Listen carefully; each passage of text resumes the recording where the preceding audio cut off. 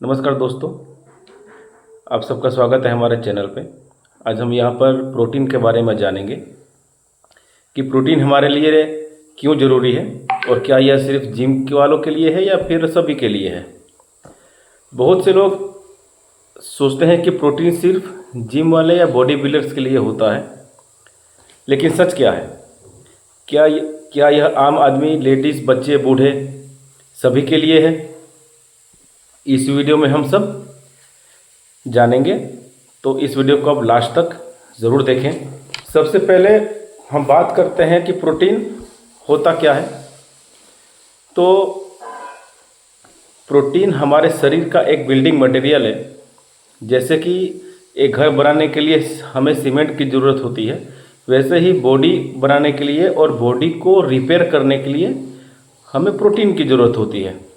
अब हम बात करेंगे यहाँ पे कि प्रोटीन हमारे लिए क्यों ज़रूरी है।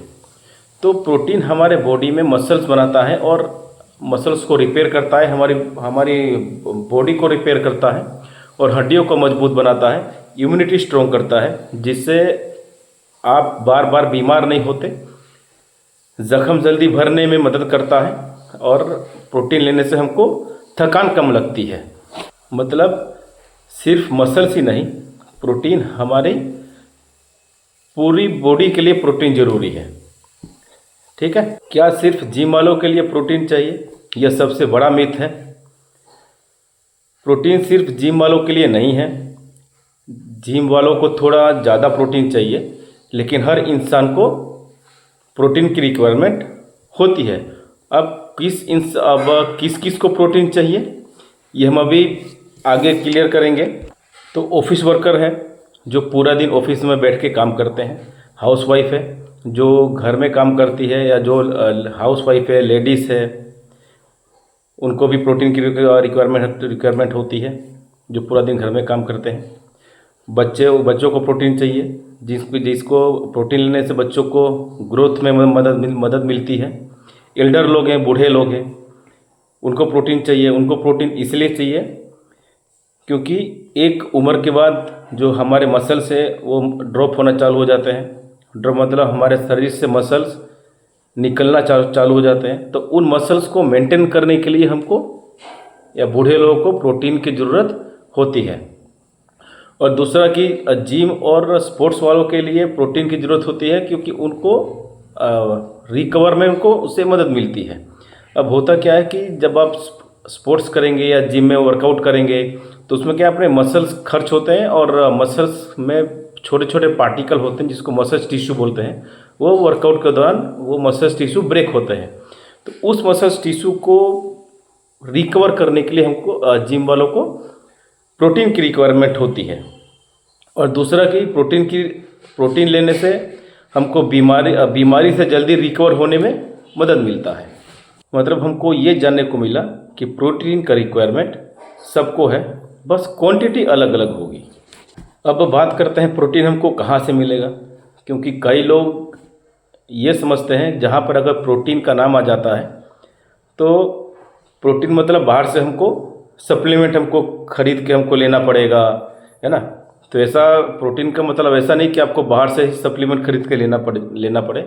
आप अपने घर के खाने से भी अपनी प्रोटीन रिक्वायरमेंट पूरा कर सकते हैं। जैसा कि होता क्या है कि जनरली घर के खाने से प्रोटीन रिक्वायरमेंट पूरा नहीं होता, इसलिए बाहर से सप्लीमेंट लेने पड़ते हैं।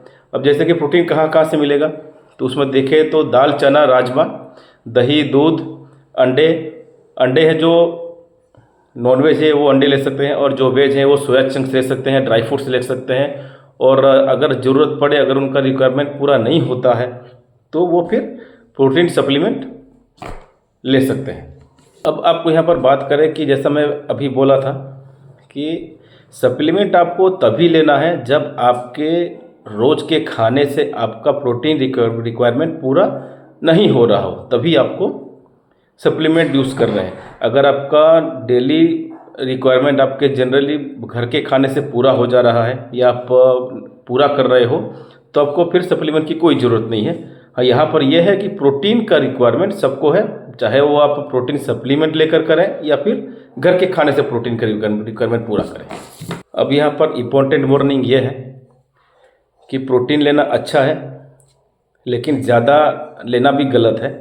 हर चीज़ बैलेंस में होनी चाहिए, क्योंकि अगर देखा जाए तो अगर आप ज़्यादा खाना भी खा लेंगे तो वो आपको नुकसान करेगा।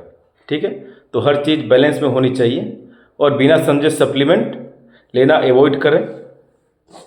तो दोस्तों, प्रोटीन सिर्फ जिम वालों के लिए नहीं है, बल्कि हर आदमी की